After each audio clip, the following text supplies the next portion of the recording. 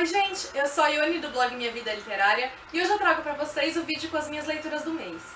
Como fevereiro foi um mês bastante recheado, cheio de leituras, em fevereiro eu acabei lendo 11 livros, eu resolvi dividir esse vídeo em duas partes. A primeira então vocês vão ver hoje e a próxima parte vocês vão ver na segunda da semana que vem.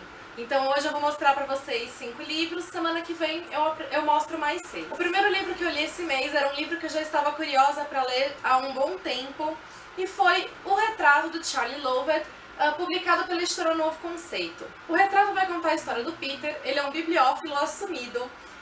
Recentemente a esposa dele faleceu e após o falecimento dela ele se mudou para um chalé em Londres que eles haviam construído juntos. E quando ele vai para esse chalé, ele acaba se deparando com um livro que traz uma figura da era vitoriana e nessa figura ele acaba reconhecendo o retrato da esposa dele. Ele fica sem entender como que o retrato da esposa dele poderia estar naquele livro ali da era vitoriana, de muitos anos antes do nascimento dela.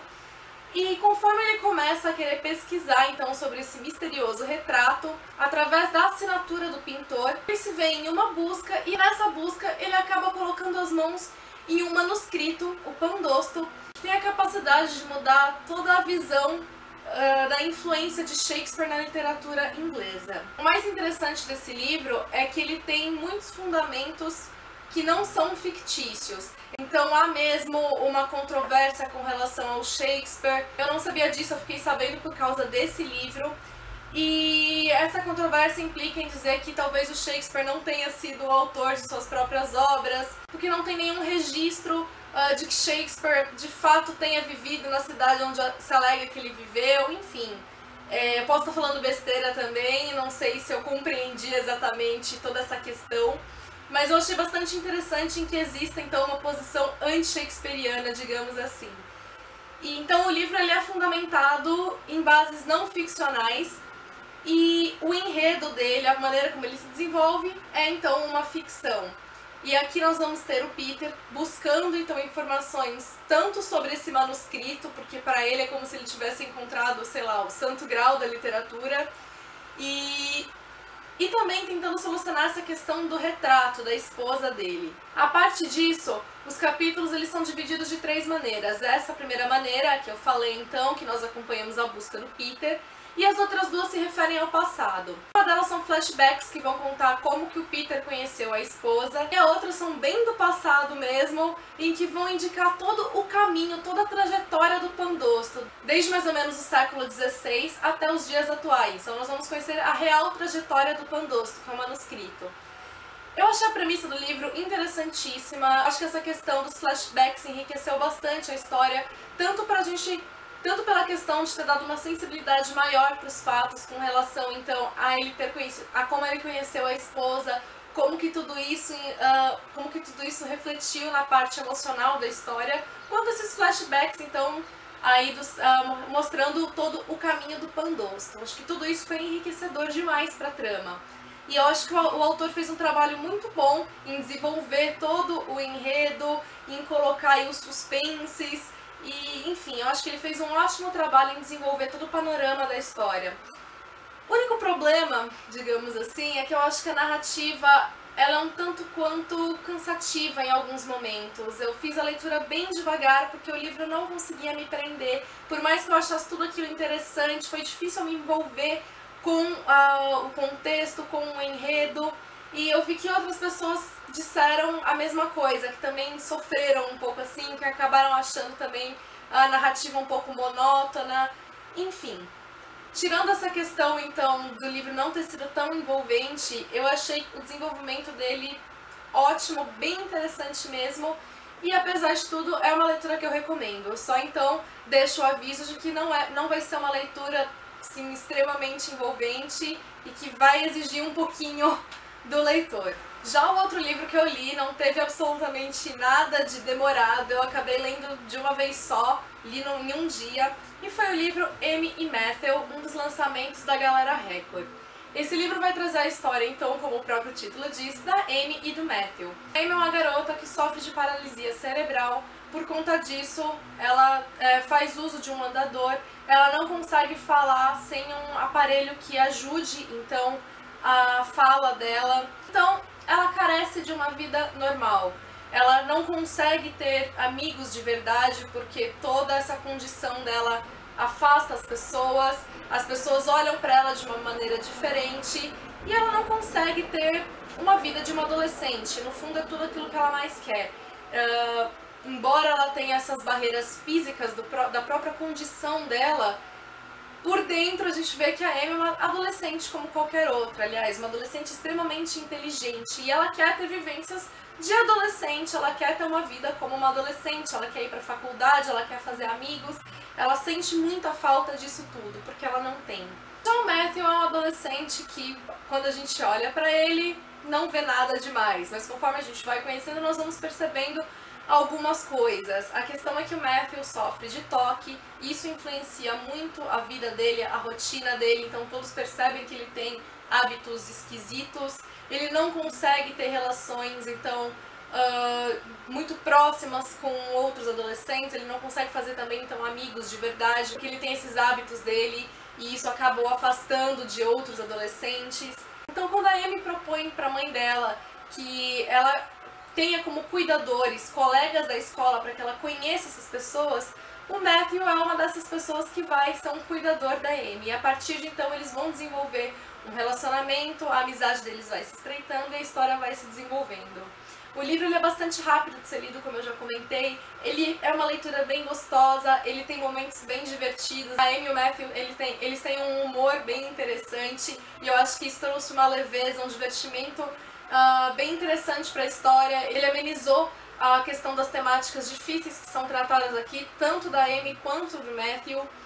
E a única questão assim é que eu acho que eu fui preparada para o livro estilhaçar meu coração. Eu acho que tinha já toda uma aura em volta dele de que ele seria um livro talvez arrebatador e não foi isso que aconteceu. Tiveram passagens que sim me emocionaram, mas o livro ficou bem longe dessa questão de ter me arrebatado realmente. Ele foi uma leitura então gostosa, com momentos emocionantes, mas não foi um livro arrebatador capaz de destruir corações. Então, se você for com essa expectativa, você também vai ter essa expectativa frustrada, como na minha opinião. Isso não diminuiu o meu interesse pela leitura, só realmente mostrou que o livro não era bem aquilo que eu estava esperando. O outro livro que eu li era um que eu também tinha bastante curiosidade de fazer a leitura, e foi o livro Post-Mortem, da Patricia Cornwell. Ele é o primeiro livro da série Kiss Carpenter. A Kiss Carpenter é uma médica legista e ela trabalha então junto à polícia como legista. O livro foi publicado originalmente no início da década de 90, até então 22 livros já foram lançados. No Brasil, a editora Companhia das Letras lançou, acredito que 18 ou 19, se eu não estou enganada. Esses livros já haviam sido publicados pela editora, acho que desde o final da década de 90, porém, quando a editora paralela foi inaugurada, esses livros foram relançados. Não foram todos que já foram relançados nessa nova edição, mas alguns já foram sim. E esse livro aqui, então, ele vai trazer uma investigação que parte do ponto em que 3 mulheres já foram assassinadas e todas elas de maneiras bem semelhantes, o que indicam, então, talvez a possibilidade de um serial killer. E no corpo de todas essas mulheres é possível encontrar uma certa substância que brilha quando você coloca a luz negra. E é isso, então, que aqui, de certa maneira, a partir disso que ela vai começar a investigar, que ela vai tentar entender que substância é essa. Acho que o primeiro ponto interessante do livro é que ele não traz um homem no papel de protagonista, não traz um homem aqui à frente da investigação, e sim aqui. A outra questão é que essa investigação não vai ser trazida ao leitor de maneira direta, então a gente não tem os fatos feitos pela polícia. Nós temos aqui os fatos trazidos pela Ki, que é a legista, e a partir disso nós vamos acompanhando a investigação. E como eu falei, então, por não ser uma investigação direta, nós temos outras questões envolvendo a investigação. Até também nós temos uma parte mais burocrática dessa investigação que vai envolver o próprio papel da Ki, já que ela é a médica legista do departamento e ela tem todas as questões burocráticas para resolver. Mais um ponto bem interessante do livro é que, como ele começou a ser escrito lá no início da década de 90, nós temos um panorama totalmente diferente dos dias atuais, principalmente com relação as tecnologias. Aqui, por exemplo, o DNA tinha acabado de ser descoberto, ainda não era, na verdade, algo oficial, algo legitimado, as pessoas ainda duvidavam um pouco disso. Ele nem de longe tinha as aplicações que ele tem hoje, então a gente vê como que isso, como o fato do DNA não ter sido usado naquela época, limitava as investigações, eles tinham que fazer outras formas de pesquisa, outras linhas de investigação, e isso dificultava e atrasava em muito a investigação em si. Então eu acho que o livro foi fantástico por tudo isso, todas essas questões, sem contar que foi uma leitura extremamente envolvente, interessante. Eu acho que a autora desenvolveu muito bem a trama. Ele não trouxe um final que eu fizesse uau, não esperava por aquilo. Não é nada chocante, mas ele é bem desenvolvido. Também não foi nada, eu falei, ah tá, já sabia que era isso. Não, eu não tinha ideia do final, mas quando ele foi revelado, não me trouxe nenhum choque, nenhuma surpresa.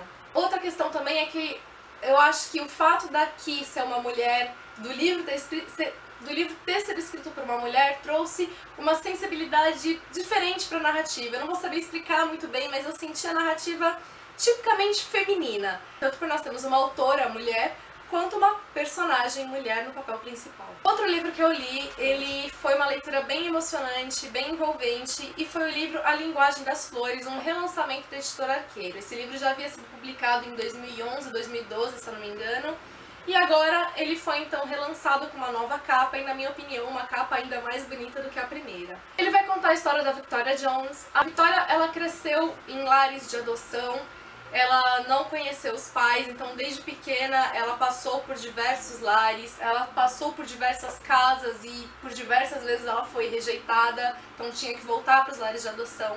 E agora que ela completou 18 anos, ela não está mais sob tutela do Estado, então ela acaba por um tempo morando nas ruas, até que ela encontra um emprego numa floricultura, porque ela tem uma relação muito interessante com as flores.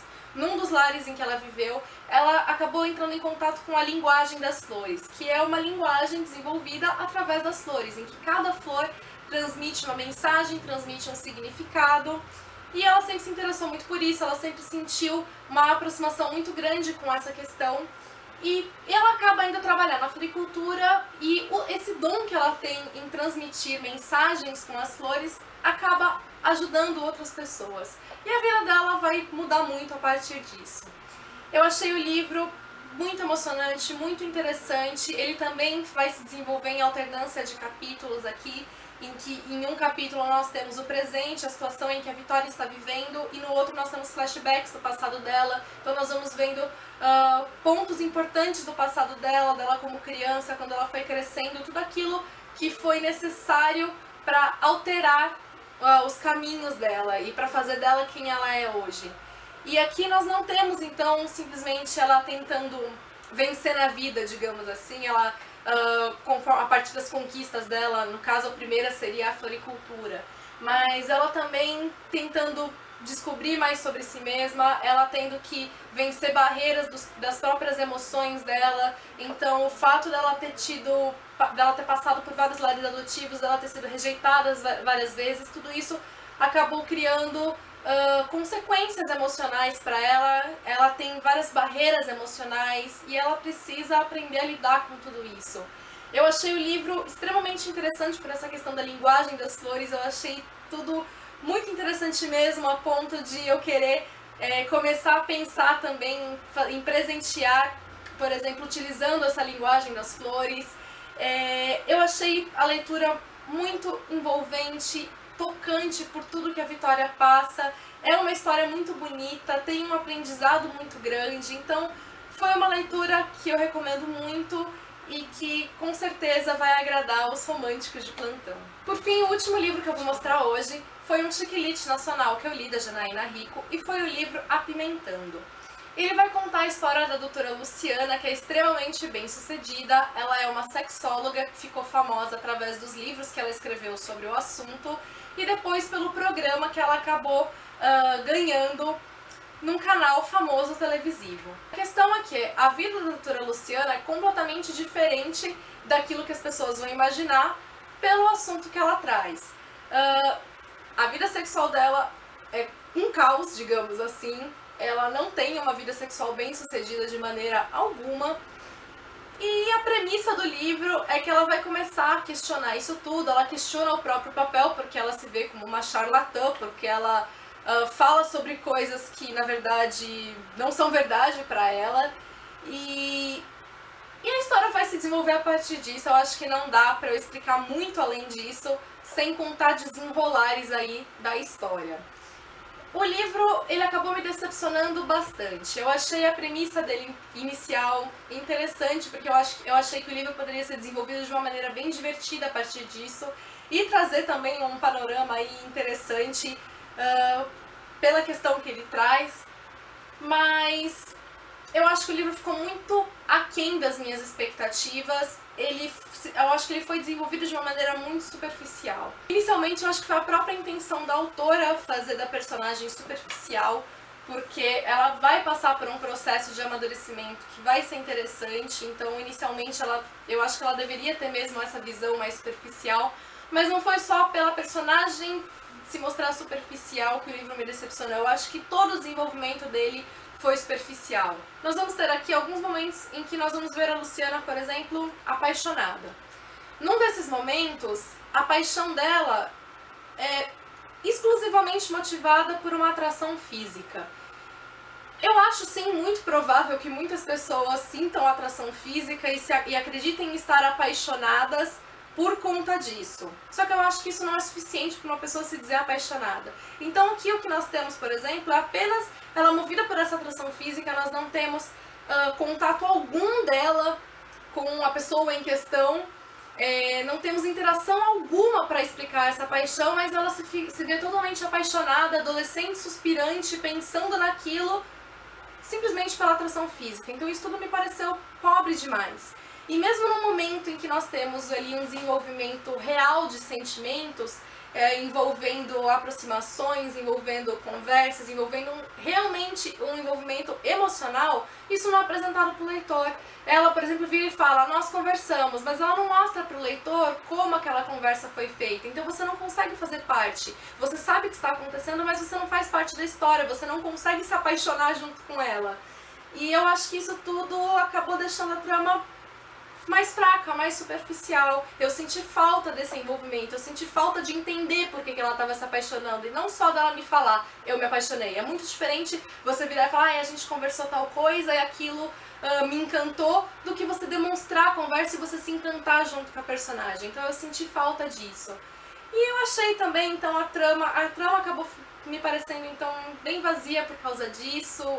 Ela teve vários rumos que, sei lá, pra mim não convenceram. Eu vi muita gente que já gostou do livro, que adorou, achou super divertido. Eu acho que a Janaína Rico, ela teve várias tiradas muito boas. Então, por exemplo, aqui a televisão, o canal televisivo, então, que ela tem um programa é a Rede Global. O programa que ela apresenta é, se não me engano, o Maravilhoso. Então, assim, ela tem umas tiradas interessantes, que são aí divertidas. Mas acabou que nem o humor funcionou muito pra mim, porque eu acabei não gostando do contexto do livro. Eu acho que ele acabou sendo, então, bem menos do que eu esperava, e eu acho que ele acabou tendo um desenvolvimento bem mais raso do que ele poderia ter tido. Na semana que vem, então, eu trago vídeo pra vocês com o restante das minhas leituras. Beijos a todos e até o próximo vídeo.